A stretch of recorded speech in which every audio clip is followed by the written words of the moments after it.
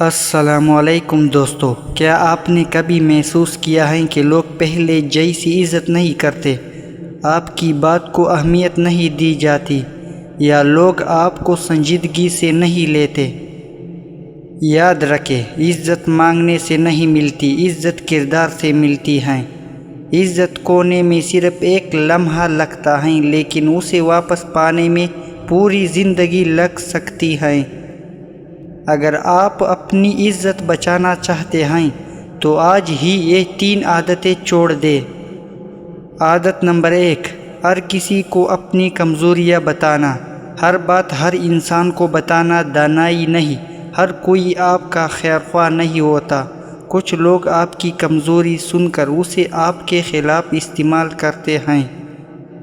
مضبوط انسان اپنی کمزوری صرف اللہ اور قابل اعتماد لوگوں سے شیئر کرتا ہے۔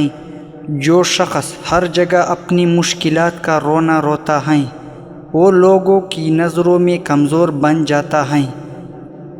عادت نمبر 2، ہر کسی کو خوش کرنے کی کوشش کرنا۔ اگر آپ ہر کسی کو خوش کرنے نکلیں گے تو آخر میں خود کو کھو دیں گے۔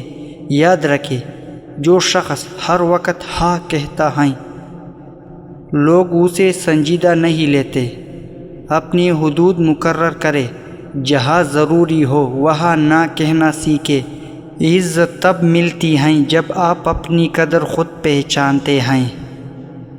عادت نمبر 3، غصے میں فیصلے کرنا۔ غصہ چند لمحوں کا ہوتا ہے، لیکن اس کے نتائج عمر بھر کے ہو سکتے ہیں۔ کتنے رشتے، کتنی عزتیں صرف ایک لمحے کے غصے نے ختم کر دی ہیں۔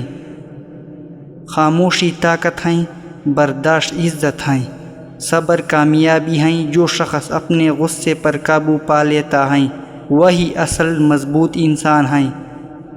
یاد رکھیں، عزت دولت سے نہیں، عزت طاقت سے نہیں، عزت تعلقات سے نہیں، عزت کردار سے بنتی ہے۔